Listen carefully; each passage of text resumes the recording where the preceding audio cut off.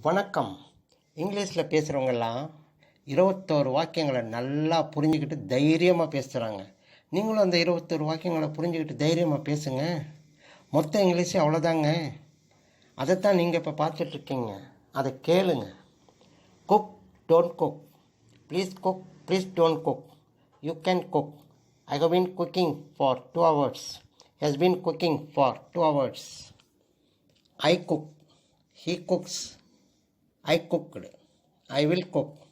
I have cooked. He has cooked. I had cooked. I will have cooked. I am cooking. We are cooking. He is cooking.